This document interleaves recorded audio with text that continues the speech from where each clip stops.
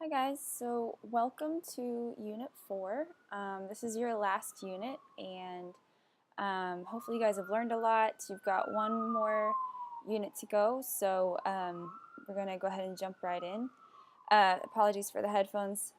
As I will tell you in a later video, my AC is broken in my apartment, so I have to have my windows open, and it's making it very noisy. So hopefully this helps and you guys can hear me pretty well.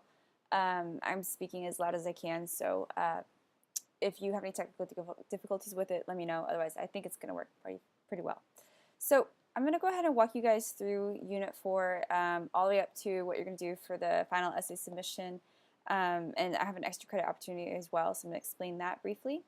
So if you go ahead and open up your Unit 4, I have my notes right here. We're going to start with week 13, so that's this week. And this week you guys are going to do a few things. I've included an optional graphic organizer right at the beginning. You guys are going to be reading Hamlet, and Hamlet is a very dense, very big text. So I want you guys to be able to really take notes and really keep things organized. There's a lot of characters, a lot of moving parts, a lot of questions raised throughout the text. So in order to do that, I want a resource for you, but I'm not going to require it this time because I think I've had you guys do one specific way that I wanted you to do. I've had you guys do your own way with the notes that you submitted in the last unit. So now I'm just using it as a resource. If you do decide to complete it in full, you are going to submit it. You can submit it to me in week 16 for 5 points, up to 5 points extra credit on your essay number 4. So keep that in mind. So that's right here at the beginning of week 13. Then I'm going to have you guys do a bit of introduction to both the genre of a drama, meaning a play, as well as Shakespeare, because you may be very familiar with Shakespeare, you may not be as familiar with Shakespeare, so you want to make sure everybody gets on a level playing field before you get started. I've also, and this is important, included an optional film version. It's a really good one. It's a pretty recent production by the British National Theatre. And what you can do is watch that as you read. You could watch it if you get lost or stuck or something like that. You can go find that part on the film. It's not, word for word, so there are some parts which do switch a few scenes around or take out some lines or things like that. So be aware, don't rely solely on the film. Make sure you are doing the reading as well. So remember where that is. If you need to come back and reference it in future weeks so you can remember, oh yeah, the film was in week 13, I can go pull that up right now. Then you're going to go ahead and start reading Act 1 and Act 2 this week. You'll see I split the readings up mostly by scenes, so you might have one scene and then I'll have a discussion for it or a video for it, or you may have a couple of scenes. So in between Act 1, Scene 1 and Act 1, Scene 2 and 3, you have a mini quiz that I want to make sure that you really get a handle on who all these characters are as you start to get reading into the text. And then you'll have your usual blogs and discussion posts and all those things. So that's week 13. If you go ahead and go to week 14, you'll see that I've pared down things a little bit in this last unit because you are heading towards finals. I know things get a little bit crazy, so I've tried to keep it mostly to reading the text, watching the discussions, and then how you interpret it is kind of up to you. There's a few assignments along the way to check for understanding. But in week 14, you'll see you have Act 3, so I'll have you read up to the to be or not to be soliloquy with a little video explanation, and then I'm having you watch a couple of different, like 5-minute videos, different interpretations of the to be or not to be soliloquy. So you can kind of really see the visual interpretation of it in different ways. Because when you do, I've had you guys listen to poetry, I've had you, look at interpretations, movie versions of, say, Poe and all these different texts, because I want you to be able to see how it's translated into different media. And of all media, a play is the one that is most beneficial to being seen and heard out loud. So it might sound a little ridiculous, but if you get lost or confused, it's very helpful to slow down and simply read the play out loud. So read the different characters out loud. It helps kind of verbalize some things which may not be quite as clear if you're just quickly reading through each passage. You might miss some of those homilies or some of those puns or things like that. So in week 14, you'll do Act 3, you'll do that, you do the to be and not to be, and then you'll finish up Act 3. And then you'll take a comprehensive quiz over Acts 1 through 3. And then you will do, after that, Act 4. And you'll have a short blog response at the end of that. And that's the end of that week. If you go to week 15, you will see, let me try to pull that up. Week 15 has us finishing up the play. So you will do Act 5 in its entirety. You'll have a little video thing with it.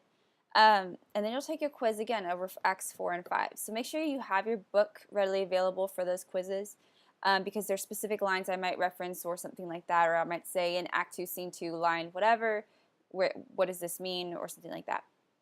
And then, most importantly, in week 15, you will open and save your final essay assignment. So you'll have the same process as the last 3 essays. You will open and save the document, and then you will watch the video explanation of the assignment. And then below that, I will have a brief brainstorming post I want you to do to kind of get you started. And remember, I put these things as discussion board posts so that if you are stuck or you're like, I can't think of what to do or I can't narrow it down, you can go and look at your peers' responses to kind of get some ideas. Again, don't steal, don't copy directly. Be creative, be different. If I get 30, 60 essays on the exact same topic, that gets a little monotonous. And so I want you guys to really be creative. Try and stand out from everybody else, because those are the essays that I really, really notice are the ones that are, oh, that's new or that's different. That's a really good thing to have, especially as you move into college courses. That, in your college career, that is going to be a huge tip that I can give you. Make yourself stand out to your professors. So be creative. Stretch your mind a little bit. Try and make some cool connections that maybe haven't been made before, things like that.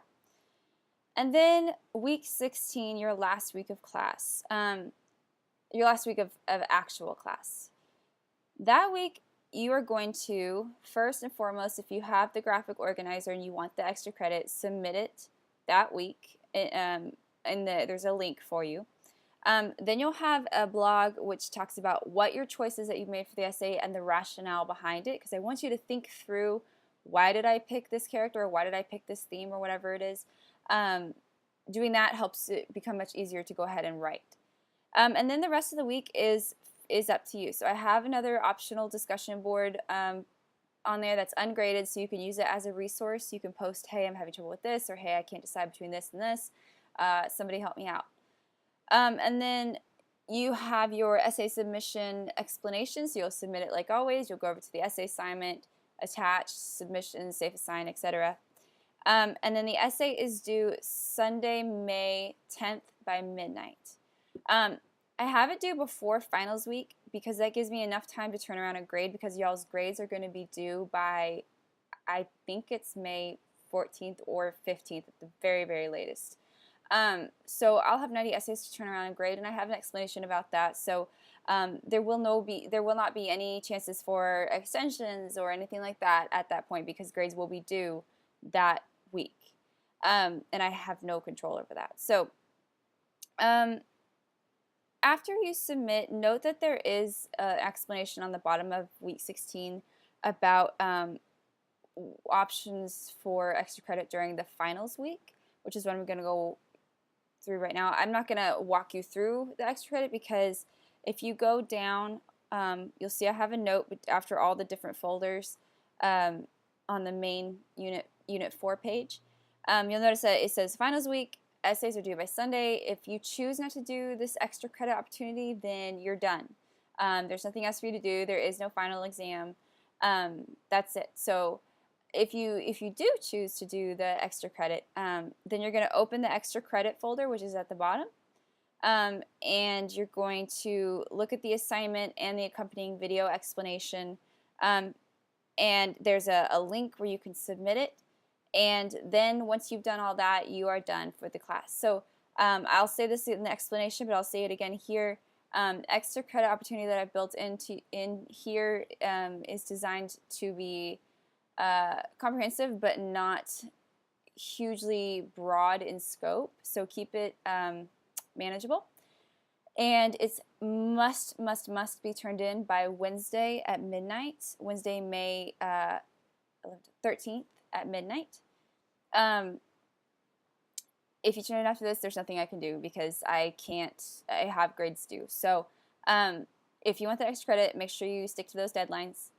And then after that, you're going to be done. So if you have any questions about this, let me know. Otherwise, I think you guys are going to enjoy Hamlet. If you've read it before, if you'll reinterpret or learn a few new things. If you've never read it, this is a great introduction to one of Shakespeare's most famous and most incredibly crafted plays. Good luck.